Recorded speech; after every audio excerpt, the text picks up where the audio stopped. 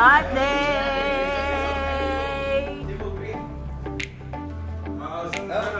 Yay! Thank you!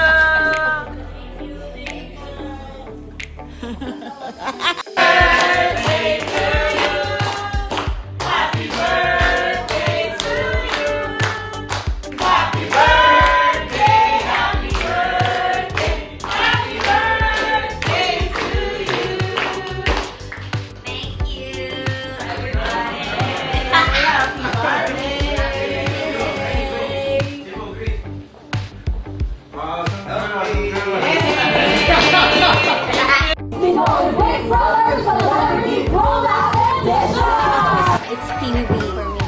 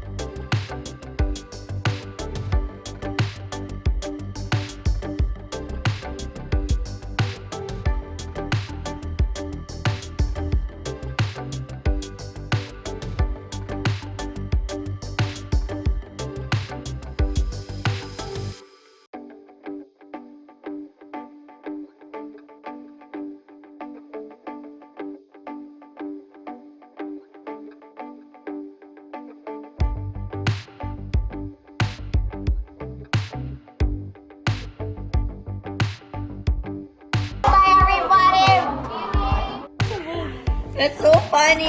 What is this? What is this? Birthday! Oh, it's so sweet! And Liam saved our money. So we took our school baon and we saved para we can pay for... Oh, yes! We're gonna cry now! Oh, it's so cute!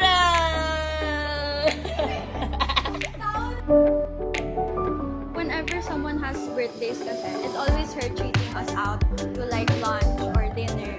And we want to be the ones treating her out naman on her birthday. Hi, I'm Rain. Hi, I'm Liam. To treat Mama Kim on like a lunch date for her birthday. I save my money by selling clams and other stuff. Like, I had it my baon so I could save and give it to Ate Rain.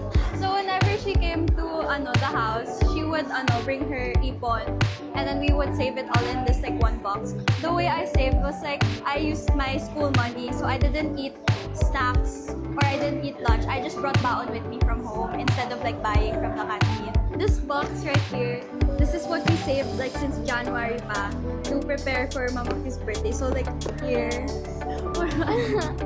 puro savings namin from school.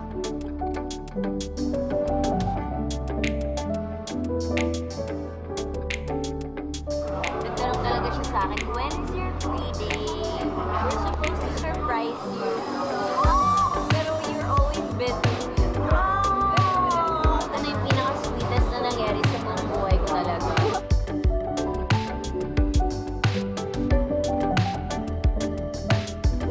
We're treating Mama Kim because she's done a lot for us. Like since bata pa kami, she's been there talaga for us. She also pays for a lot of stuff, like for example school. Like minsan pinapasyal kami kasi she really wants to spend time with us, and then she sets time to spend time with us talaga, and we're really thankful. And this is like a way we show our thank you to her and how we show our like care. We want to make Mama Kim happy. We want to give her happiness too in her life, like what she did to us, and to support her in her life all the time, like how she supported us for making us happy in all of our birthdays, and we want to do that as well. First of all, we want to say thank you for everything. Oh!